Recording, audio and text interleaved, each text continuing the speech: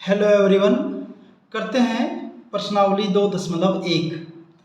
Easy सी है और इसको हम पूरी प्रश्नावली को एक ही वीडियो में कर देंगे। इसमें क्वेश्चन क्या पहला देखिए, निम्नलिखित व्यंजकों में कौन कौन एक चर में बहुपद हैं और कौन कौन नहीं है।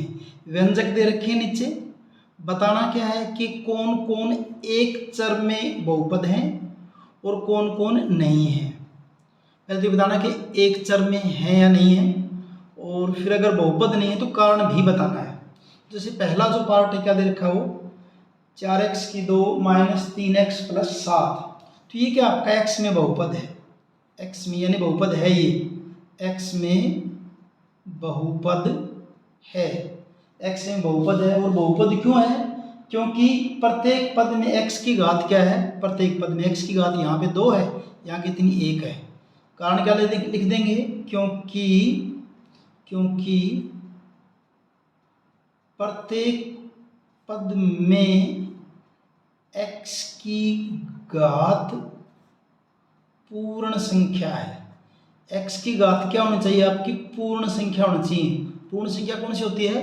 0, 1, 2, 3, 4, 5, 6 पूर्ण संख्या होती है सारी। x की घात एक चर होना चाहिए। जैसे यहाँ पे एक चर क्या है? x है, तो x में बहुपद हो गया, और घात यहाँ पे 2 है, यहाँ पे 1 है, सारी क्या आपकी पूर्ण संख्याएं हैं। दूसरा पार्ट करते हैं। दूसरे पार्ट में क्या दे रखा है आपका? y2 + √2 ये दे रखा है। तो ये भी आपका क्या है? यह y में बहुपद है, यह y में बहुपद है, y में बहुपद है। फिर रीजन देना था भाई, तो रीजन फिर इसका वही हो जाएगा, क्या हो जाएगा? क्योंकि प्रत्येक पद यहाँ पे हालांकि एक ही है पद, तो क्या आपका y है, क्योंकि प्रत्येक पद की घात एक पूर्ण संख्या है। क्योंकि रीजन ये इसका, क्योंकि प्रत्येक पद की घात एक पूर्ण संख्या है, पूर्ण संख्या है। तीसरा पार्ट, तीसरे पार्ट में दे रखा है आपका 3t का वर्गमूल प्लस t वर्गमूल 2। अब ये बहुपद नहीं है, यह t में बहुपद नहीं है, यह t में बहुपद नहीं है। क्यों नहीं है? क्योंकि आगे देखिए t की घात यहाँ पे कितनी है? 1/2। यहाँ तो ठीक है, t की पावर एक पूर्ण संख्या है, इससे मतलब नहीं है मैं यहाँ पे जो वर्गमूल 2 जो दे रखा है इससे।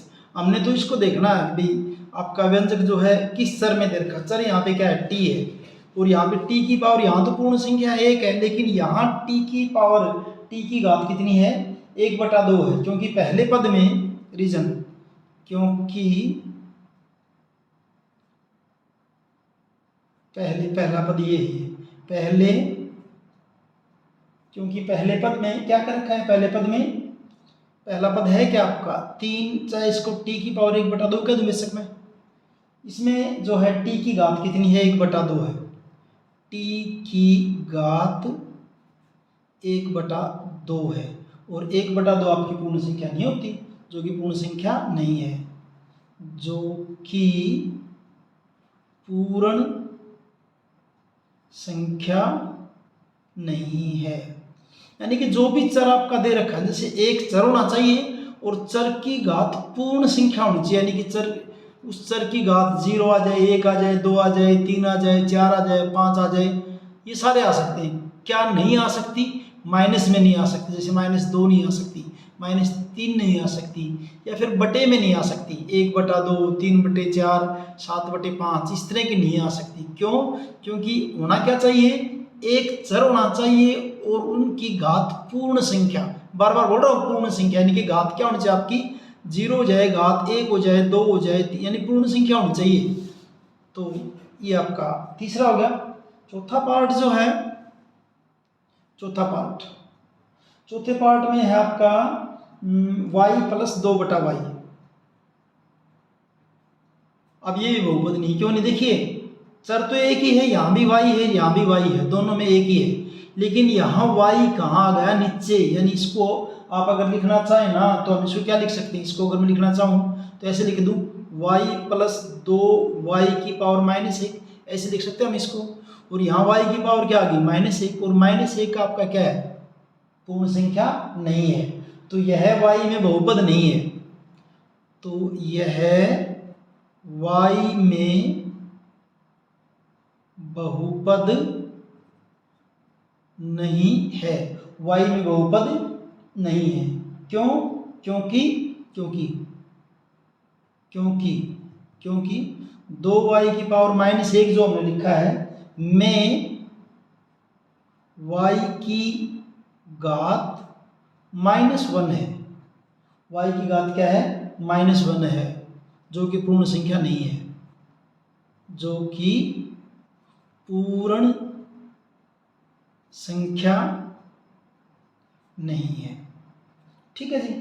फिर करते हैं इसका लास्ट पार्ट, जो इसका लास्ट पार्ट 5वां, उसमें क्या दे रखा है, x की पावर 10 प्लस y की पावर 3 प्लस t की पावर 50। ये बहुपद नहीं है। क्यों नहीं है? क्योंकि यहाँ पे चर 3 आ गए हैं, x आ गया, y आ गया और t आ गया, जबकि चर होना चाहिए एक ही होना चाहिए, और यहाँ चर कितने आ गए आपके, 3 आ गए हैं, तो ये भी आपका बहुपद नहीं है। तो क्या है, यह बहुपद नहीं है।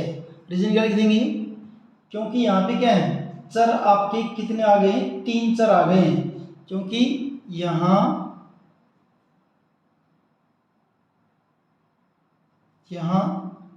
चरों की संख्या 3 है, चरों की संख्या 3 है, चर यहाँ पे क्या हो गया आपके 3 हो गए। और इस संख्या का जो है फर्स्ट पार्ट तो कंप्लीट हो गया। यहाँ पे सेकंड को देखते हैं, सेकंड क्वेश्चन को। इस सेकंड क्वेश्चन आपका आसान सा है बिल्कुल, असल में पूरी एक्सरसाइज इजी है। निम्नलिखित में से प्रत्येक में x की 2 का गुणांक बताइए। यहाँ देखिए x की 2 ये है, तो इसके आगे कुछ नहीं, इसका मतलब क्या है, 1 है, तो यहाँ पे x की 2 का गुणांक, x की 2 का गुणांक, x की 2 का गुणांक क्या हो जाएगा आपका, 1 हो जाएगा। x की 2 का गुणांक क्या है, 1 है, बस। सेकंड पार्ट जो वो क्या दे रखा है, 2 माइनस x की 2 प्लस x की 3। सिर्फ x की 2 का गुणांक बताना, यहाँ x की 2 ये रहा, और यहाँ इसका x की 2 का गुणांक क्या है, यहाँ पे -1, तो क्या लिख देंगे, x की 2 का गुणांक बराबर क्या है, -1, बस। तीसरा पार्ट, तीसरे पार्ट में दे रखा है आपका π/2x², π/2x² प्लस x, या फिर x की 2 का गुणांक, x की 2 का गुणांक क्या है, जैसे ये रहा, ये आपका x की 2 है, ये x की 2, इसका गुणांक क्या है, π/2, इसका गुणांक क्या हो जाएगा, π/2। फोर्थ पार्ट करते हैं, और फोर्थ पार्ट में दे रखा है आपका √2x, -1। अब यहाँ √2x -1, और इसके अंदर बताना आपने x की 2 का गुणांक बताना हमने। अब क्योंकि यहाँ पे x की 2 तो इसमें है ही नहीं, तो इसलिए क्या हो जाएगा, x की 2 का गुणांक बराबर क्या हो जाएगा, 0, क्योंकि x की 2 इसमें है ही नहीं, तो गुणांक कहाँ से आएगा, तो यहाँ पे x की 2 का गुणांक क्या हो जाएगा, 0, शून्य हो जाएगा। आसान सा है, कुछ भी नहीं। जैसे आप इसके अंदर देखेंगे ना, यहाँ आपका x की 2 था, ये रहा, इस x की 2 के आगे क्या है, कुछ नहीं, इसका मतलब यहाँ पे 1 है, तो इसका गुणांक क्या हो गया, +1 हो गया। यहाँ x की 2 के आगे माइनस है, तो इसका -1 हो गया। या x की 2 के आगे π/2 लिखा हो, तो इसका गुणांक π/2 हो गया। और यहाँ √2x -1 जो है,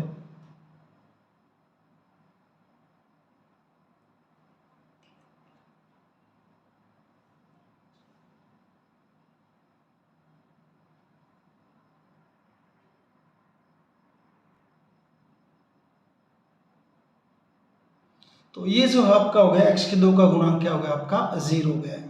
अब करते हैं इसका जो है थर्ड क्वेश्चन। थर्ड क्वेश्चन में क्या है, 35 घात के एक द्विपद का और 100 घात के एक पदी का एक एक उदाहरण दीजिए। आसान सा ये भी देखिए क्या है इसका, 35 घात का द्विपद, पहले तो क्या लिखना है 35 घात का द्विपद, 35 घात का द्विपद यानी दो पद होने चाहिए। तो हम क्या लिख सकते हैं इसको 4x की 35 + 7 ये लिख दिया। इसके अलावा कुछ और भी लिख सकते हो आप, बहुत सारे लिख सकते हैं। तो कोई एक आंसर है, आप कुछ भी लिख दो जिसकी जो आपका चर जो है ना उसकी घात कितनी होनी चाहिए 35 होनी चाहिए और दो पद होने चाहिए। इसके अंदर पद कितने हैं, एक पद तो ये रहा और एक पद ये रहा। तो इस तरह क्या बहुत सारे एग्जाम्पल, जैसे आपने क्या लिख दिया 2y की 35 - 10 लिख दिया। तो इसकी भी घात कितनी है 35 है घात इसकी भी, और पद कितने इसमें 2 है। बस इतना ही करना है इसके अंदर। और दूसरा क्या है 100 घात का एक पदी, दूसरा क्या है 100 घात का एक पदी, 100 घात का एक पदी यानी घात 100 और पद एक ही होना चाहिए। जैसे क्या लिख दिया 5x की 100, बस खत्म। और लिखना चाहो 4y की 100 और लिखना चाहो 7z की 100, यानी कि ये 100 होनी चाहिए घात आपकी और पद एक ही होना चाहिए। तो 100 घात होगी और एक पद ही हो गया, ये कंप्लीट इतना ही करना है इसको आपको। अब अगला देखिए चौथा क्वेश्चन। चौथे क्वेश्चन में क्या है, निम्नलिखित बहुपदों में से प्रत्येक बहुपद की घात बतानी, सिर्फ घात बतानी है आपने प्रत्येक बहुपद की। देखिए इसकी घात बनेगी 3। सोचो कैसे 3, जो मैक्सिमम पावर होगी ना इस पूरे बहुपद के अंदर, मैक्सिमम पावर ज़्यादा से ज़्यादा पावर कितनी यहाँ पे 3, तो घात कितनी हो जाएगी 3 हो जाएगी। बस सेकंड पार्ट में क्या दे रखे स्टेटमेंट में 4 - y की 2, यहाँ ज़्यादा से ज़्यादा घात कितनी है ये है 2, तो घात कितनी हो जाएगी इसकी 2 हो जाएगी। तीसरे पार्ट में क्या है 5t - वर्गमूल 7, तो यहाँ t है, t की घात कितनी है यहाँ पे 1 है, तो ज़्यादा से ज़्यादा 1 ही है तो घात 1 हो जाएगी इसकी।